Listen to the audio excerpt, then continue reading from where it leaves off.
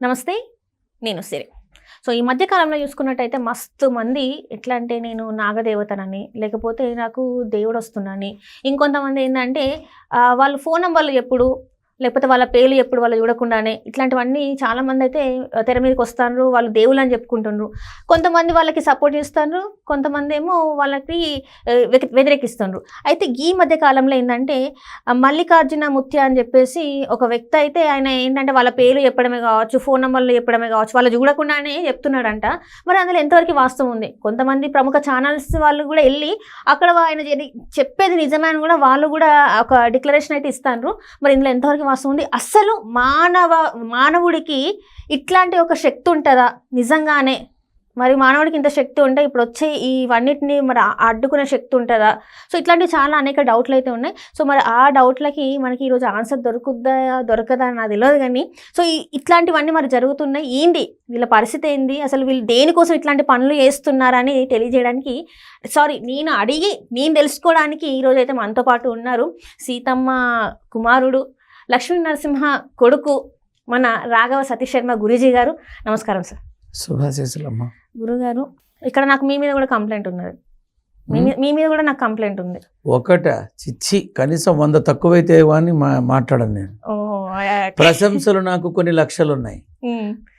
ఎప్పుడైనా గుర్తుపెట్టుకోమ్మా, విమర్శించే వాళ్ళని నేను గౌరవిస్తా. ఎందుకంటే ఆ విమర్శలో నాకు సంబంధించింది ఏదన్నా ఉపయోగపడేది ఉంటే తీసుకుంటా. ఒకవేళ ఒకరి మీద ఇష్టం నా మీద కోపంగా మారితే పోనీలే అనుకుంటా. ద్వేషించను. నన్ను తిట్టారని కామెంట్స్లో బూతులు మాట్లాడారని, నన్ను బూతులు తిట్టినా కోపడినా అన్నా కూడా అవతల వాళ్ళ మీద ఉన్న ప్రేమ ఇష్టం నా మీద కోపమైందే తప్ప వాళ్ళకి నాకు ఏ సంబంధం లేదు. నన్ను అనవసరంగా వాళ్ళు మాట్లాడారని అనుకోవడానికి ఆస్కారమే లేదనుకుంటా. ఇప్పుడు దీన్ని కూడా వీడికి చెవు నెత్తురు లేదు, తిడుతున్నా కూడా సిగ్గు లేకుండా ఇలా అన్నాడు అంటారు. ఇక్కడ నేనేం తీసుకోవాలి? ఉపయోగపడేది తీసుకోవాలి. ఏది వదిలేయాలి? అక్కర్లేనిది వదిలేయాలి, అంతే. మనం జీవితంలో ముందుకు వెళ్ళేటప్పుడు వచ్చే ప్రతి ఒక్కటి స్వీకరించగలిగే శక్తి మనకు ఉండాలి. నా సీతమ్మ తల్లి నాకు ఆ శక్తి ఇచ్చింది. అండగా నా నాన్న నారసింహుడు ఉన్నాడు. నాకు ఇంకేం కావాలమ్మా? మీ ద్వారానే ఐ థింక్ మొట్టమొదటిసారి నాగబంధము ఇవన్నీ చెప్పాను నేను. ఇవాళ కాకపోతే రేపు తర్వాత ఇక్కడే చెప్పారు చూస్తారు అన్న. ఏదన్నా అబద్ధమైందా? ప్రెస్ మీట్ పెట్టే 2 రోజుల ముందే చెప్పిన మీరు. ఏదన్నా అబద్ధమైందా? అన్ని పచ్చి నిజాలే కదా. నా నోట అబద్ధం అనేది రాకుండా నిజమే రావడానికి గల కారణం నా నాన్న నారసింహుడు. సంకల్పం అయితే మాట్లాడతా, లేదనుకో నాకు తెలీదు అని చెప్తా. తెలియంది కూడా 4-5 మేకప్లు వేసి మాట్లాడే పిచ్చి నాకు లేదు. తెలియకపోతే తెలియనట్టుండాలి, తెలిస్తే మాట్లాడి తెలియపరచాలి. అది మన ధర్మం. ఇప్పుడు నిజంగానే మీకు తెలియకపోతే తెలియదని చెప్తారు మీరు. అవును. ఇప్పుడు తెలియదు అంటానికి ఎందుకమ్మా సిగ్గు? అంటే మీకు వచ్చేది పోతుందని, లేకపోతే మీ వాళ్ళు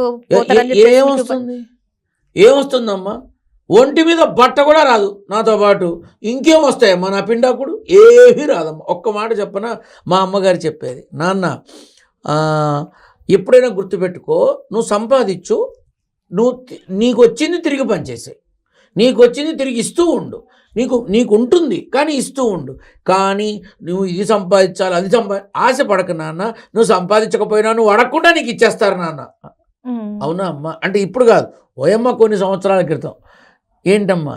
ఏవీ లేదురా, నువ్వు అడగకుండా 1 రూపాయి కూడా ఖర్చు పెట్టకుండా బండెడు కట్టెలు 6 అడుగుల గొయ్యి, ఈ రెండింటిలో ఏదో ఒక ఆస్తి నీకు కన్ఫామ్ అంది. కరెక్టేగా? 1 రూపాయి పెట్టక్కర్లా, టెన్షన్ పడక్కర్లా, రిజిస్ట్రేషన్ల కోసం పరిగెత్తక్కర్లా, ఎవరి చుట్టూ పడక్కర్లా, ఏ బ్రోకర్లని పట్టుకోవక్కర్లా. ఇలా పోయానా అలా వచ్చేస్తుంది, ఇలా వెళ్ళిపోతా, అయిపోయా. అంటే తొందరగా తీసుకెళ్ళి దహనం చేసేస్తారు కదా, ఉంచరు కదా. సో అప్పుడు మనం తీసుకెళ్ళే ఆస్తి మన మీద నలుగురు మంచిగా అనుకోవటమే. అది చాలరా నాన్న అంది. చాలు. అది ఇప్పుడు బతికుండగానే నేను సంపాదించా కదా, ఇది ఇలానే చచ్చాక కూడా నా గురించి నలుగురు నన్ను మంచిగా తలుచుకుంటే చాలు అని బ్రతుకుతున్నా. ఇంతకన్నా ఏం కావాలి? అంటే మంచిగా ఉండాలి, మీకు మంచి పేరు రావాలి, నలుగురు మంచిగా ఉంటే చాలు. మంచిగా బ్రతికితే చాలు, మంచి పేరు కోసం బ్రతక్కర్లా. మంచిగా మనిషి బ్రతికితే చాలమ్మా, అదే వస్తుంది. నేను మంచి పేరు సంపాదించాలని 10 చోట్లకి వెళ్ళి అవి చేసి ఫోటోలు పెట్టి వీడియోలు పెట్టి నేను చేసి వచ్చేదేముంది? ఏమైనా వస్తుందా? అవసరమా నాకు ఇది? మనల్ని బ్రతికుండగా చచ్చిపోకూడదమ్మా, చచ్చిపోయినా బ్రతికుండాలి.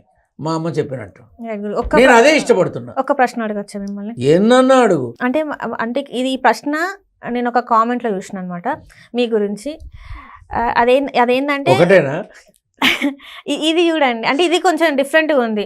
మరి ఈయన ఎందుకు ఇంటర్వ్యూలు ఇస్తున్నాడు, ఈయన ఎందుకు స్టూడియోల చుట్టూ తిరుగుతున్నాడు అని చెప్పేసి అంటాను. ఈయనకు అంత శక్తే ఉంటే ఈయన అందరి గురించే మాట్లాడాలనుకుంటే ఈయన ఎందుకు స్టూడియోల చుట్టూ తిరుగుతున్నాడు, ఈయనకి ఫేమ్ వద్దు అంటున్నాడు కదా, మరి ఎందుకు తిరుగుతున్నాడు అని చెప్పేసి అన్నాడు. దీనికి మీ సమాధానం ఏంది? నెంబర్ 1, మీ మాధ్యమం ద్వారా ఇంతవరకు ఈ విషయం ఏ మాధ్యమంలోనూ చెప్పలా, ఎక్కడా చెప్పలా.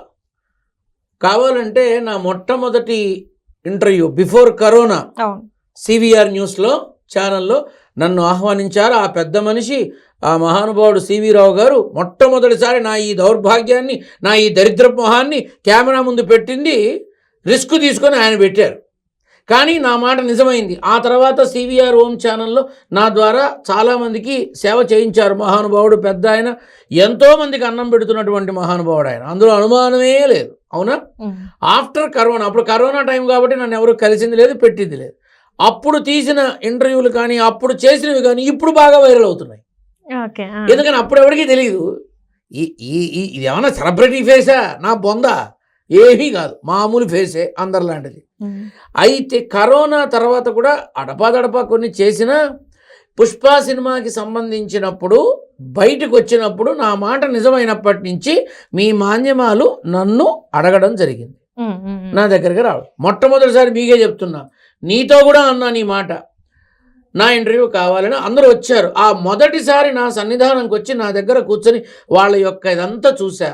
అమ్మో, 2 కెమెరాలు, 2 స్టాండ్లు, 2-3 బ్యాగులు, 3 మనుషులు, ఒక యాంకరు, ఇంతమంది ఆ మూల నుంచి 26 కిలోమీటర్లు నా ఇంటికి వచ్చి నా దగ్గర ఇంటర్వ్యూ తీసుకొని వెళ్ళడం. అంటే ప్రయాణం గంటన్నర, కార్యక్రమం గంట, మళ్ళీ వెళ్ళడం గంటన్నర, 3.5 గంటలు కేవలం ఒక అరగంట కార్యక్రమం కోసం 5 కష్టపడుతున్నారా, ఇంత ఖర్చు పెడుతున్నారా, ఇంతమంది వస్తున్నారా, పాపం ఆ బ్యాగులు మోసుకుంటూ ఇంత ఇదవుతున్నారా అని ఆలోచించి అప్పటికే నా దగ్గరికి రోజు ఏదో ఒక ఛానల్ వాళ్ళు రావటం, తీసుకోవడం జరిగింది.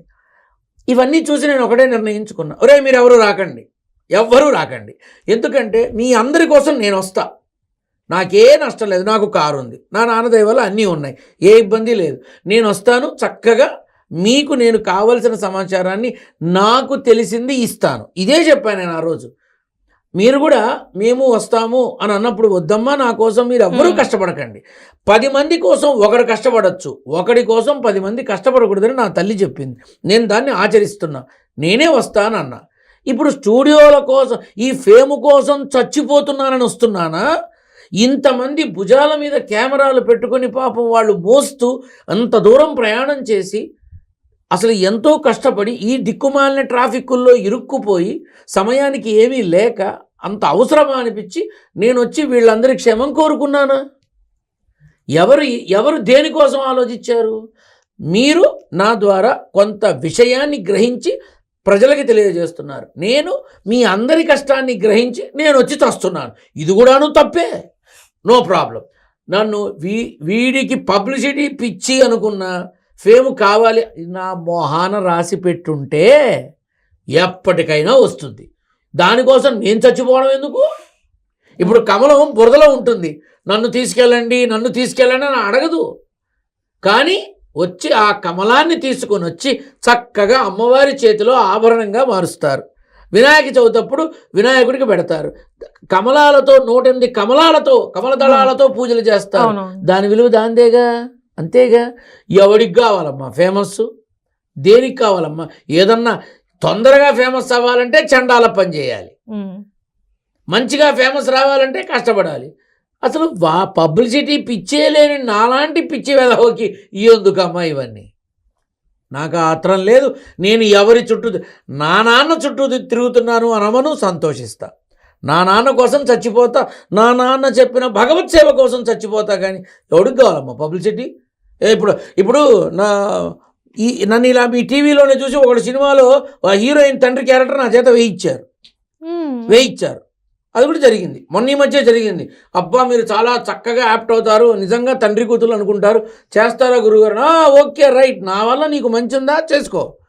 ఇప్పుడు ఒక్క మాట చెప్పాలి, పబ్లిసిటీ పిచ్చి కోసం ఎంతో చేస్తారు, నాకు అవసరమే లేదు. ఆ పబ్లిసిటీ కోసం ఖర్చు పెట్టేది కూడా అనాథ పిల్లలకి, వృద్ధులకి కాస్త పండు ఫలము ఇస్తే తృప్తి ఉంటుంది. నాకు లేదమ్మా, ఏ రకమైన నా నాన్న చాలు, నా సేవ చాలు, అంతే.